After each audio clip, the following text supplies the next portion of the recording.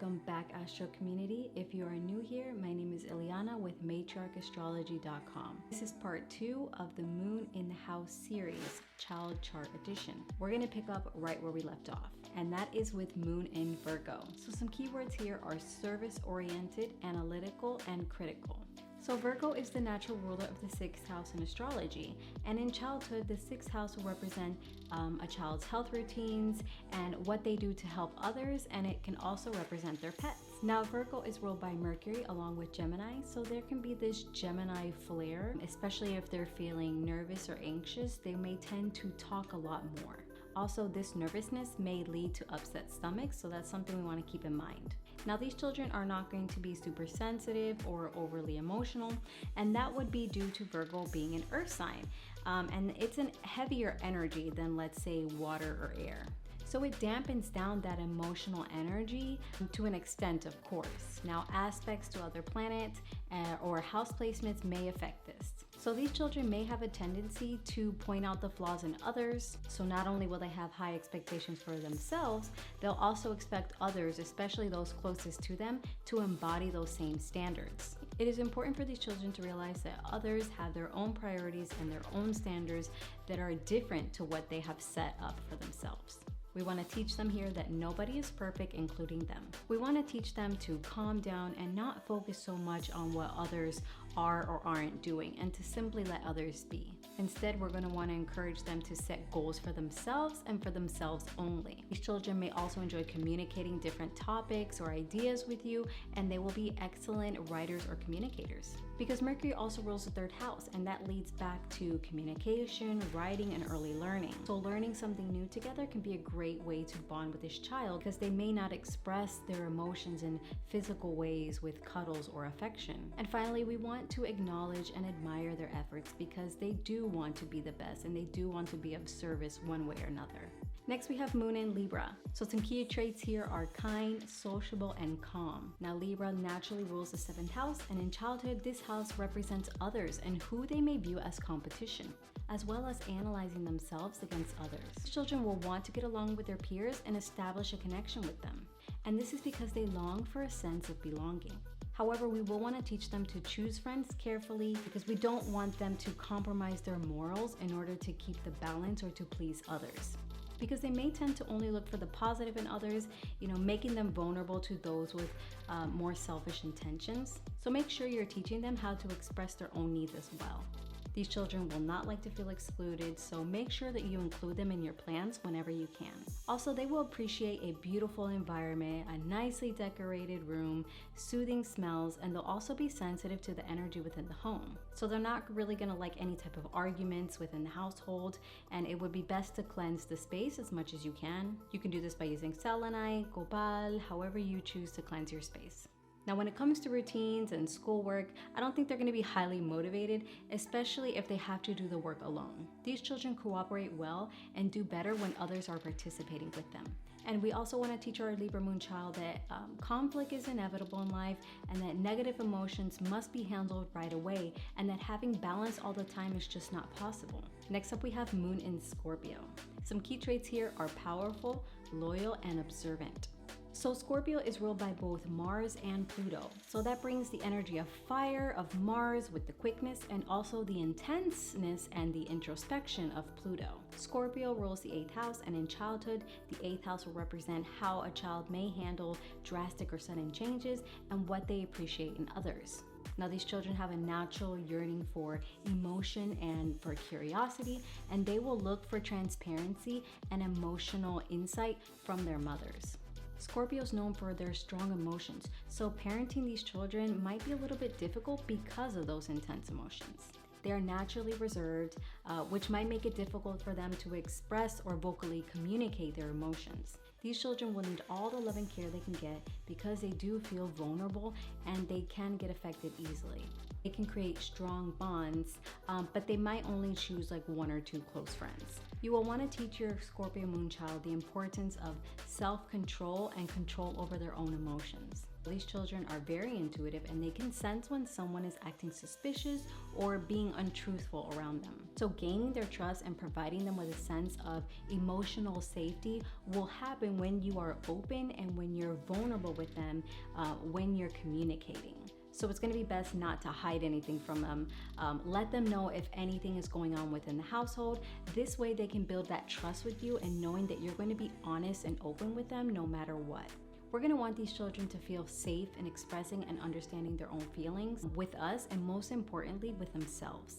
So talking feelings out will be something to really put an emphasis on with this moon sign so that they don't succumb to their natural instinct to suppress or hide their emotions. Next, we have moon in Sagittarius. Some keywords here are freedom seeker, optimistic, and exploration. So this fire sign is ruled by the lovely and optimistic and expansive Jupiter. Jupiter is the ruler of the 9th house, and again, the 9th house in astrology in a child's chart will represent what they believe in. So these children will crave freedom to roam and experience the world around them. They will have a thirst for knowledge and are optimistic, lighthearted, and adventurous. And they will look for their mother to embody those same characteristics. These children will be pretty laid back as long as they're allowed to explore and play outside and just be around their surroundings without any type of restriction. Of course, this goes by age here. Though they are eager learners, they may find the routine of schoolwork less exciting. So mental focus and discipline may be difficult in the classroom, especially if they find the subject to be boring. So we're going to want to keep them active in sports or play, similar to the moon in Aries that need an outlet for all of that fiery, active energy. So you're going to want to provide a lot of opportunities for leadership and provide them with as much independence as possible based on age, of course. Now these children will be transparent and they will expect the same in return from a parent. And they will love telling you how their day went in school. These are going to be the kids that come home and tell you about what's going on in their friend groups or what's going on with their teachers. So because the moon here is ruled by Sagittarius, they may be overly optimistic and you may want to help teach them to set boundaries. Sports and games may be an easier way to teach them limitations and patience as well as discipline. Now, you're going to want to be straightforward and truthful when disciplining these children, because you'll be more likely to get some collaboration from them if you can explain to them why it is you're doing what you're doing or why it is that you're enforcing a rule upon them. And the last quick side note here would be to get a passport as soon as possible for this child if you can, or at least take them on a lot of traveling trips locally or to another state or even abroad, because they will really enjoy this. Next, we have the moon in Capricorn. So some keywords here are serious, determined, and reserved. So Capricorn is ruled by Saturn, and Saturn is the planet of discipline and restriction, and it is also the ruler of the 10th house. And the 10th house represents like authority figures, the father, how they view themselves amongst their peers, and their desires in the future, like what they want to be when they grow up. These children may look for their mothers to embody that Saturnian energy of structure and order and material security. So children with the moon in Capricorn are going to be naturally reserved, and they may have a hard time dealing with the emotions of others and also their own emotions. Even if they might not seek your help or your emotional support, these children are still going to require the same amount of love, if not more love, than any of the other moon signs. Now these children may struggle to trust others, and although they're going to strongly feel those emotions, they may struggle in communicating them. Now we do want to be cautious not to overburden these children with obligations or chores, since they're already going to have those tendencies to jump into adult responsibilities far too early in life. So instead, we want to encourage them to play as much as possible and just be a kid. And we want to make a big demonstration to them that we love them, give them extra love and affection. This is going to be essential for their emotional growth. So next up, we have Moon in Aquarius. So some keywords here are unique, independent, social, and rebellious. So here Aquarius is ruled by both Saturn and Uranus. And as we have mentioned, Saturn is a planet of discipline and hard work. And Uranus is associated with sudden changes and innovation. Again, Saturn represents the 10th house, and in childhood, the 10th house represents a child's aspirations for the future and how they view their social standing amongst their peers. And Uranus, being the ruler of the 11th house, represents their friends and personal goals. So this child is going to require a lot of mental stimulation, independence, as well as a deep intuitive connection with the mother. This moon sign is also associated with rare, idealistic, and imaginative things. Friends are going to be a vital part of this child's life as well. These children tend to be more logical and may attempt to analyze their feelings. Similar to the moon in Capricorn, these children are going to require a lot of love and affection. These children won't have the need to be so rebellious if they are allowed to just be their unique selves. Next up, we have moon in Pisces. So some keywords here are artistic, psychic, sensitive, and dreamy. So Pisces is ruled by both Neptune and Jupiter. Neptune is the planet of psychic phenomena, dreams, illusion, and creativity. And Jupiter is the planet of luck, expansion, and optimism. Now, Neptune is the ruler of the 12th house. And in childhood, the 12th house represents a child's dreams, the realms of their imagination, and can also represent their schools. Jupiter, representing the 9th house in childhood, may represent what they believe in. So there's going to be this mystical link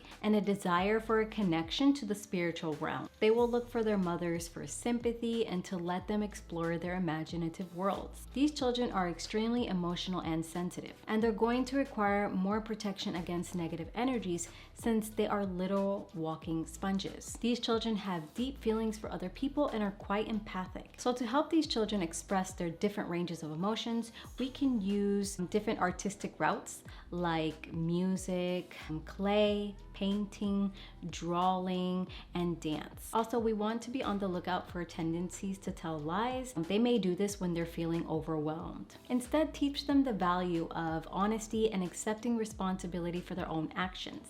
Another thing to keep in mind is their energetic body. Since they are highly psychic, cleansing their aura is going to be very important. Another thing to keep in mind is their energetic bodies and being able to cleanse their aura whenever you can. Now, you can go about doing this however you find best. I personally would do like a salt bath once every 2 weeks. You can do different things like frankincense and myrrh, or copal, or using a selenite slab and just kind of cleansing them with a selenite wand. However you find most fit in cleansing the aura, you can go ahead and do that. We also want to keep their environment cleansed as well. So a nice Himalayan salt lamp in the room, a diffuser, just go by age here. Age is a big factor when considering to place a salt lamp. If it's a 1-year-old child, I don't think that's something you want to kind of have in the room. Well, there you have it, guys, the 12 moon signs and how you can help nurture your child's most inner needs. I hope this video was helpful. If it was, please like the video and subscribe for more parenting with astrology videos. I do have so much more content coming up, so I hope that you stay tuned for those. Also, my link will be down in the description below. Thank you guys for watching, and I will see you guys in the next video.